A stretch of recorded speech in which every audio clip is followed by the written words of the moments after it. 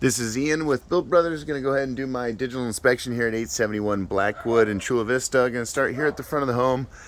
And I always start underneath the eaves. I'm going to inspect the fascia. That's this big board on the front. We've got rafter tails here, starter board here. And surprisingly, the wood on this home looks pretty darn good.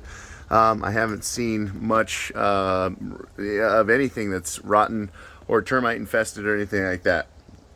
Doesn't mean that there's not going to be some when this house gets re-roofed, but it looks like it should be pretty minor. Every now and again we do have massive surprises. This corner here looks like it does have some Bondo on it, and then this board up here is either called a shadow board or a tile riser, and that has a tendency to have a lot of rot on it. So in some cases we just pull that board off because 50 or 60% of it is rotten, and nowadays we use a different method. We don't actually use that shadow board.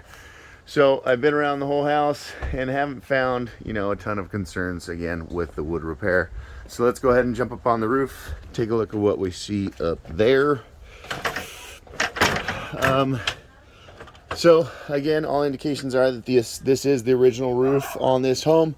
If it was any newer than this, then the house was built in 1985, and this type of roof we expect to last anywhere from 25 to 35 years old. And so 1985 makes this roof, 37 years old. So obvious why we start to see some of the houses in the neighborhood with new tile. We're missing that drip edge, which is a piece of metal flashing that goes here, and then we're missing bird stop.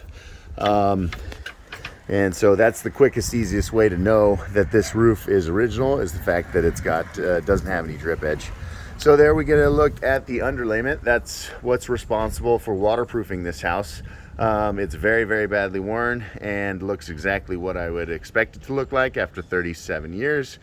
There's a hole in that paper there. I was able to pull this tile out. I don't know if you could tell, but this tile was actually looked like it was about to fall. Did not have a nail in it, so I'm going to push it back into place as soon as I'm done shooting this video. Surprisingly, there is very few broken tile on this roof. This is a strong tile. You can see that it is starting to lose its color just a bit, and then sometimes we'll re-roof these houses, reuse the tile, and then pressure wash all the green stuff off these tiles. But when you do pressure wash, it takes a lot of the color with it. Back in the day, they would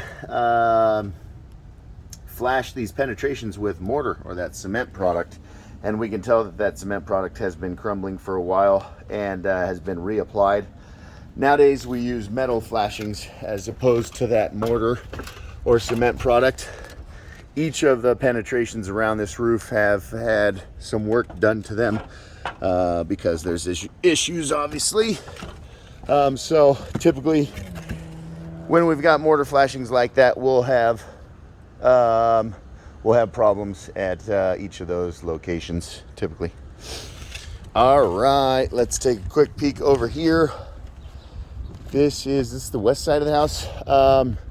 That is a dormer vent. It exhausts hot air out of the attic, and that style of dormer vent always has massive problems. I would expect to find a whole bunch of rotten wood around that.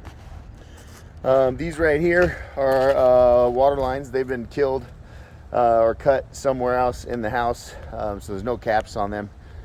Those were run up to the roof by the builders so you could put a different style of solar water heater up here. Basically preheats the water before it goes into the actual water heater. I went ahead and Googled this brand of solar panel, and it is still around. We see one panel that has been disconnected. It's really tight up here, so I'm not even going to try to walk around. But that panel looks like it had some damage down at the bottom, and so they just deleted it, but they didn't actually take out the panel and throw it away. Not sure if that was professional or homeowner. It does look like it's done just fine. Seems like they should have taken it down to throw it away. I don't love the way they waterproof the attachment points for pool solar like this. It's basically just relying on that little bit of caulking or adhesive to make sure it stays waterproof. I can guarantee that a little bit of water is getting in around each one of those basically attachment points that holds this stuff down. And then because the underlayment is completely shot underneath there, then we are having problems on this roof plane as we speak. Whether it's showing on the ceiling or not, this roof plane is definitely leaking, unfortunately. I would propose, because the condition of that is just fine. You know, I don't think it looks terrible. I think it can be relocated over here onto the east side.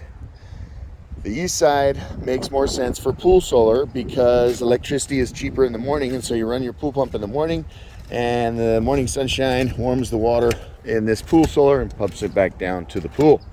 Then we're able to free up this space over here for the photovoltaic. Electricity is really expensive in the afternoon, so we want west-facing solar panels to produce electricity in the afternoon. I screwed up. I should have asked you to turn this thing on because it would be pretty obvious if there was a leak. It'd be a big wet spot.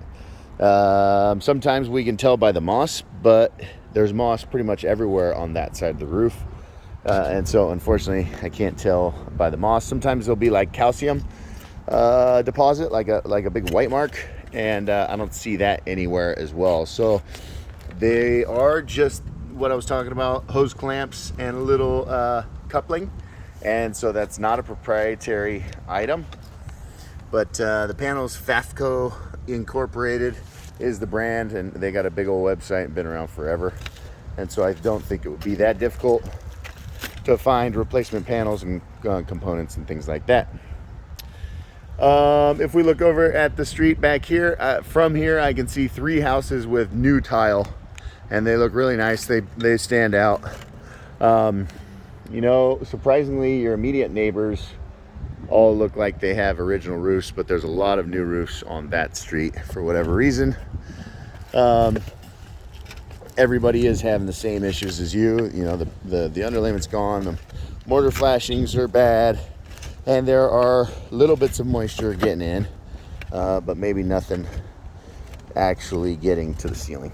So in conclusion, yes, this house needs to be re-roofed. There is no emergency. I like to encourage homeowners to replace the roof before it's an emergency, because then you keep it an exterior project versus making it an exterior and interior.